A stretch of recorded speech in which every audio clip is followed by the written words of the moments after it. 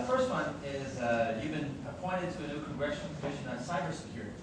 I was hoping you could talk about that a little bit, what that's all about, what recommendations you might have, what you're particularly concerned about. When I was approached about the commission, I indeed thought it was a congressional commission and agreed to lend my name to it. And then I discovered that it was a CSIS commission, not a congressional mandated commission. And that the leadership there already knew what the outcome should be. So I am observing their activity, not trying to direct it. But I would tell you it's a huge problem. Cybersecurity is probably the fastest growing threat that we have. Think of it in 5 different dimensions. The disaffected, the hacker, the student, or the internal employee. Either mischievous or looking to do some revenge. Second tier criminal, and it's really growing. They're all over the place. The banks don't want us to have any idea how much money has been siphoned out. Right? Corporations that do security for the banks, they've been told if you say anything about it, you lose your business. But it's huge, getting larger. Third dimension, terrorism. Vulnerability, bring down the electric grid, bring down the control of all aircraft that are in the air, how do you work with it?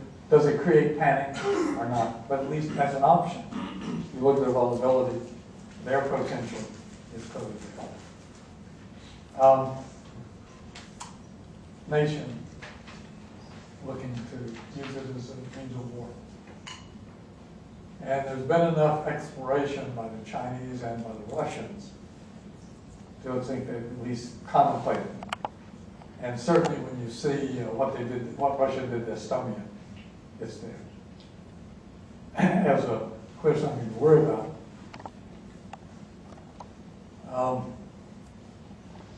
And I'm stumbling over what the 5th one was in my mindset. It relates again to the commercial world, and the commercial world's either ability to get the tools to help them tighten security or the absence of those.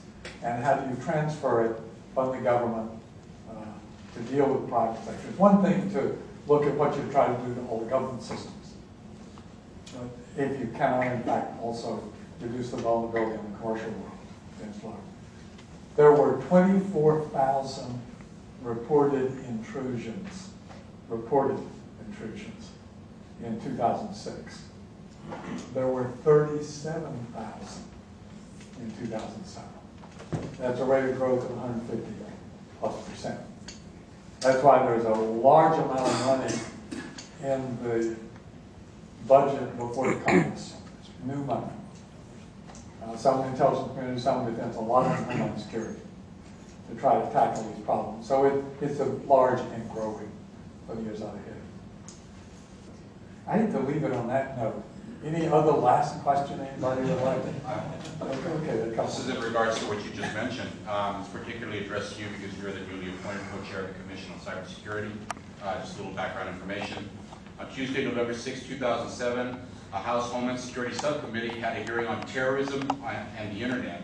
On behalf of James Harmon's H.R. 1955, Violent Radicalization and Homegrown Terrorism Prevention Act of 2007, Mark Weitzman of the Simon Wiesenthal Center used a PowerPoint presentation that presented a few 9/11 truth sites sandwiched in between websites that offer training in terrorist tactics and a website that glorified the attack of 9/11. Among the websites presented under the heading Internet, Incubator of 9/11 Conspiracies and Disinformation, was a page taken from the Architects and Engineers for 9/11 Truth website, which is ae911truth.org, which is a peaceful organization dedicated to exposing many 9/11 contradictions and lies with respect particularly to the collapses of World Trade Centers 1, 2, and most especially 7. Now my question to you, as the newly appointed co-chair of the Commission on Cybersecurity, do you feel that it was appropriate for Mark Weitzman to place 9/11 truth activism and imagery in a terroristic context, and do you personally feel that 9/11 truth activists, that is to say people who essentially think that 9/11 was an inside job, are terrorists or at the very least inclined towards terrorism any more than the average American citizen? I think the people who believe it was orchestrated in the U.S. are just terribly, sadly misinformed. But do you think they're terrorists? No, they're not terrorists. Well, then why are you supporting I'm not, you didn't listen to the answer to my previous question, where I said I wasn't the co-chair. Well, don't get angry. I'm just Well, asking. if you're going to challenge me, if you're going to challenge me, if you're going to challenge me, listen to what I said in the previous question. Okay? Thank you. She's a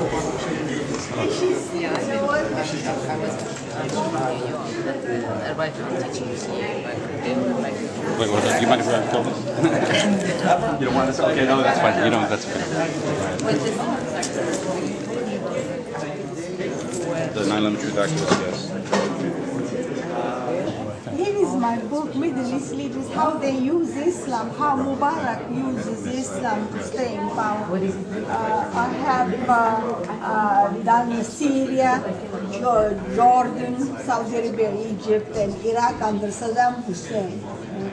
And I just wrote Oh, that's very kind. Thank you very much. Are you in the Department of Political Science? Yeah, I'm Indian. I'm here in the Department. They're well on based their on way. what I see from their manufacturing and from their entrepreneurship, I think they're well on their road. So do I. It's scary. Good to be with you. JC, thank you for all your kind stuff. We've now got to... No hard feelings, but do you think 9/11 Truth Activists are terrorists? Well, you know, why that HR 1955 then? I mean, it basically conflates 9/11 Truth activism with radical jihadist Islamic terrorism. Extremists on either side. Yeah, but we're basically just dissenting voices to the official story. I mean, what's wrong with presenting facts and official story? The official conspiracy theory is what the government has put forth about 9/11. We say that much of it is false. So, I mean, what's wrong with doing that? You know, I mean, there's all this. Well, you're misleading people.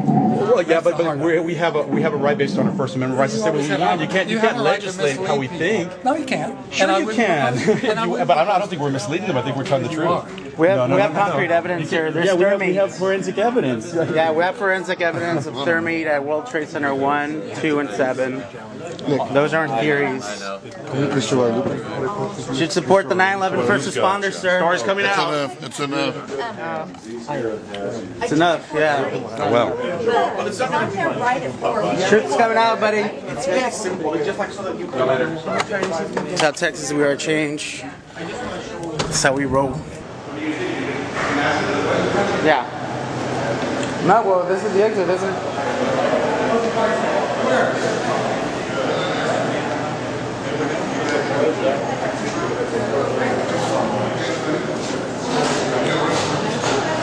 So, Mr. Inman, what are your thoughts on Ron Paul and his wanting to end the Federal Reserve? I don't want to go there. I'm finished.